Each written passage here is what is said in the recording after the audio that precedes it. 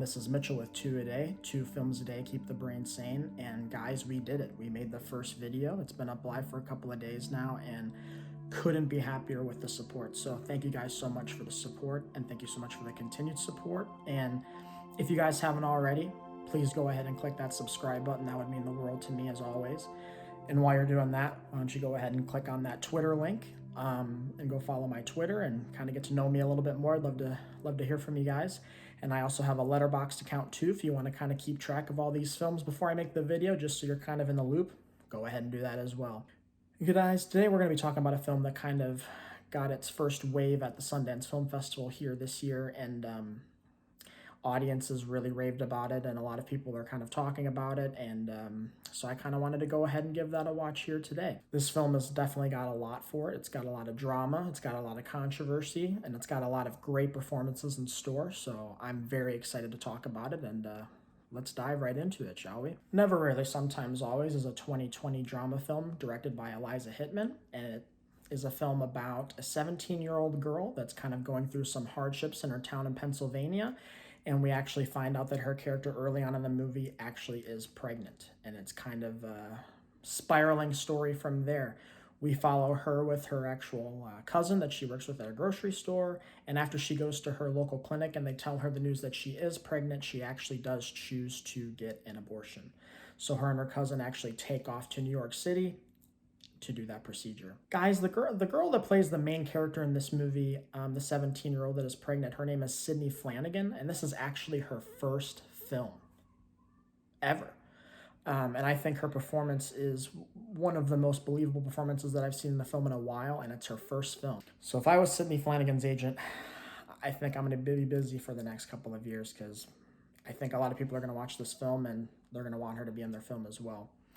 She had a lot of talent around her as well, though, her cousin being played by Talia Ryder, and she has a few credits as well, but unbelievable performance by her as well, very believable. She actually did get a role in the adaptation of West Side Story that's going to be directed by Steven Spielberg later in the year, so definitely watch out for that. These two girls' chemistry throughout the movie is just outstanding. For two young stars just kind of finding their way in the industry, I think they really find their own here in this film, and it is just a joy to watch. Guys, a few other things that I wanted to address about this film too is the presence of Sharon Van Etten, who plays the mother of the 17-year-old that's pregnant in the movie. I believe she made a couple of songs for the soundtrack, but I want to get back to her a little bit later, because I think her role has a little bit more importance to the film than maybe some other people will find when they watch this film. And of course, I have to give a shout out to the queen herself, Julia Holter, which was actually the person that did the score for the film, and she is just wonderful. Everything she touches definitely turns to gold, at least in my mind. And if you haven't already listened to it after this video, please go and check out her 2013 album, Loud City Song. Take my word for it, it will definitely change your life. So as this film kind of spirals under control and you kind of start to see how the film unravels when they're in New York and just everything not going the way that they anticipated, and you're just kind of watching this huge hill go down, it really is a beautiful story at the end of the day. And I know what you're saying, this movie is definitely very controversial, and there's really not a lot of beauty when it comes to the acts that happen in this film, but I think one thing that you really want to keep in mind when you watch this film is what the hardships that the 17-year-old goes through, and on her own. And that's kind of why I wanted to come back to Sharon Van Etten's character and why I found the importance in that, at least from my first viewing.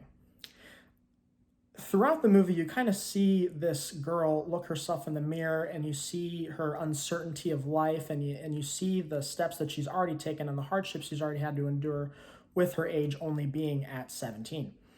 And you also see in the film that she doesn't really communicate with her mother all that much. Their exchanges in the film are very, very few. And they're very tense, they're very forced, and they're quite uncomfortable to watch. I think one of the reasons why that may be is because I think throughout the movie, we're watching the realization in real time of the character realizing that she is becoming her mother slowly but surely, and I think that absolutely terrifies her. And I think that's absolutely what fuels her decision-making in this movie as a whole, whether it's controversial or not. She's choosing what's best for her and what's right for her, so she doesn't follow down the same steps that she sees her mom go through and the failures that she's already endured and will continue to endure. In my mind, that's what I took away from the movie. I think it was really deep. I think it's something that we need to talk about a little bit more. And let me know your thoughts and tell me what you took away from the movie, because there's a lot of themes in this movie that I think a lot of you guys can take away. I mean, in closing, guys, this movie is quite the watch.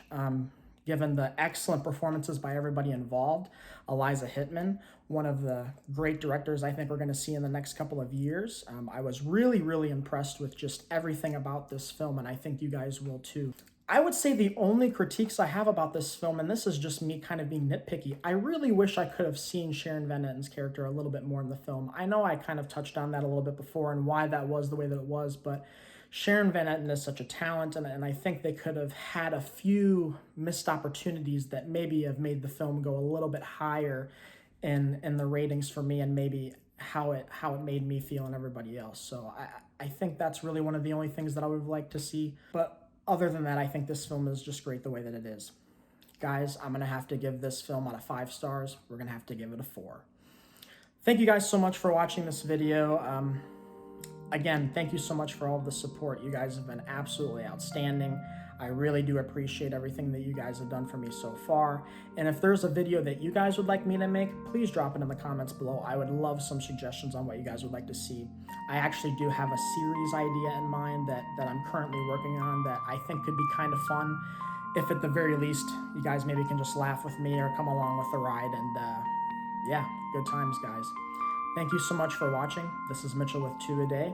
And I hope you guys know what your next 2 films are, because I surely do. Thank you guys so much.